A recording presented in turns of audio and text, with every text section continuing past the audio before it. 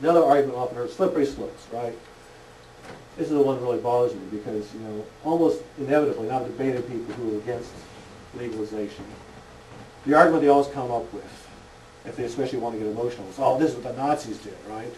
And this is what led to the Holocaust, you know, because Hitler, you know, he had a euthanasia program, and that led to people becoming desensitized to killing people, and we had the murder of people in concentration camps. Well, this is baloney. This is baloney. Because first of all, Hitler's euthanasia program was involuntary euthanasia, right?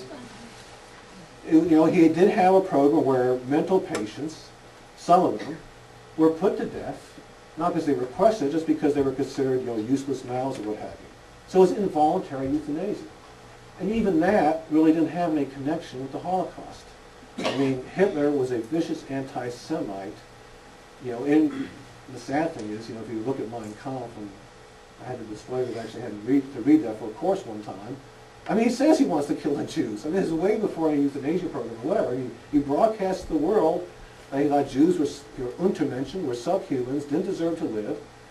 He made it pretty clear that if he came in power, they were, you know, their lives were at risk. So there's no connection between assistance in dying, which of course depends on the request by a competent patient for assistance, and Hitler's involuntary euthanasia program. And furthermore, the evidence from Oregon indicates there is no slippery slope. You know, people say, oh, once we legalize this, there's going to be assisted suicide on demand. No, hasn't happened. No really big request for that, right? Or non-voluntary euthanasia, again. Hasn't happened in Oregon, no push for that. So there is no slippery slope, again, based on the empirical evidence we have so far. Another argument often heard was, well, there's going to be a disparate impact. Right? What that means is that vulnerable populations, and you know, you pick, you know, depends on your author, you know, which vulnerable population you're talking about. You know, let's say women, right, or the minorities, or the elderly, or the poor. You know, they're going to be somehow pressured, or you feel like they have to request this because they get substandard care as it is.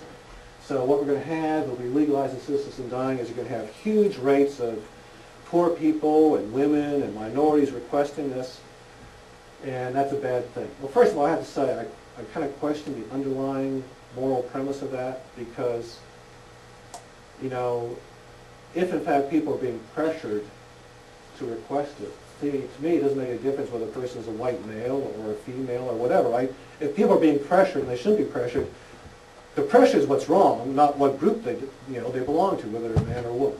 But in any event, to the extent that was a concern, Oregon shows that it hasn't happened. In fact, if anything, it shows that perhaps African Americans aren't being given information about this opportunity because there's not been one African American who's requested assistance in dying.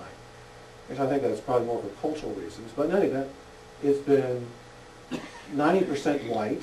I think there are some Asians and Hispanics have requested it. In terms of the gender balance, it's basically mirrors that in society. You know, same percentage of men and women are requesting it as in the general population. Slightly more women, because there's slightly more women in society. And in terms of poverty having an impact, hasn't happened. All but one person who requested assistance in dying had health care coverage. You can look at the statistics, and usually it's the better educated people who request it and people who have higher incomes. So to the extent that disparate impact was a concern, it hasn't proven to be the case. Well, how about the last thing? Coercion and risk of abuse. And that's what the illustration is supposed to point to. And people say, oh, if we legalize assistance in dying, what's going to happen is that people will be pressured to do it. You know, the physician will come up to you and say, gee, you really want to put up with this pain? I mean, I can end it for you right now if you want. You should really consider that, or, you know, your uncle or your cousin or maybe even your spouse will say, hey, you seem to be pretty miserable. Let's visit the doc and get the pills, right? Let's do it. Essentially, no evidence of that. Certainly, no one has ever filed a criminal complaint saying that, hey, there's evidence of coercion here, we really done improper, the patient was incompetent, you know, there's something wrong here. No legal action's been taken. There have been 2 cases that opponents of assisted suicide or assistance in dying have pointed to. But if you look closely at the facts, they don't really prove to me that there was any kind of, certainly no direct coercion, and not even indirect pressure. For example, one case they point to is this woman who had requested it, but had said, well, gee, maybe I should try, nursing care first. So in fact, her daughter, who had responsibility for her, said, sure, that's fine. Let's try nursing care. Let's try it. And her mother came back after 2 weeks and said, I found the nursing home unsatisfactory. I'm having a lot of discomfort. Let's end it. And so in fact, they went to a physician the next day and got the prescription. So the opponents of assistance dying said, well, this is horrible. Look at this. First of all, she's sent to a nursing home. Well, how horrible. It just shows the family didn't care. Well, first of all, the person requested to go to a nursing home. And secondly, if we're going to say that anytime someone goes to a nursing home and shows the family doesn't care, that means there are millions of people out there who don't care about their loved ones because a lot of people go to nursing homes. A lot of times it's because that's the only place they can get reasonable care. And secondly, they say, well, look at the rush. Look at the rush. She comes home from the nursing home, and she makes this request, and the daughter says, yeah, fine, let's do it, if that's what you want. Wasn't that really kind of subtle pressure there, given into that, Shouldn't there have been some pause there? Well, why? If you flip it around the other side and say, let's say the daughter had said, well, no, don't do that. Why are you doing that? I'm not going to let you do that. Isn't that pressure the other way? I mean, that's the daughter saying, hey, even though you're requesting this, I'm not going to honor your request.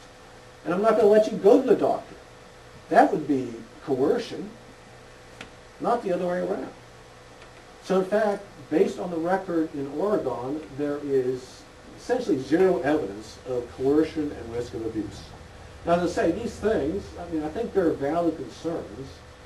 I'm not so sure about disparate impact, but the other three, they'd be valid concerns. So in fact, if we had a large number of instances of coercion, indirect pressure, and a real proof of that, that would be a difficult situation, because then we'd have to balance, well, gee, the risk of abuse against the benefit to the patients who want to hasten their death, and that would put us in a tougher position, because it is hard to weigh, the harms and benefits.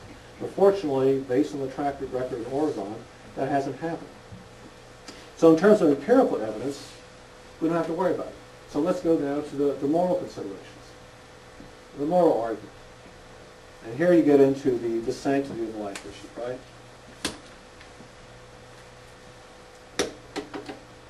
You have a lot of people who oppose to assistance in dying, and they say, well, gee, it violates the sanctity of life, right? We're killing people.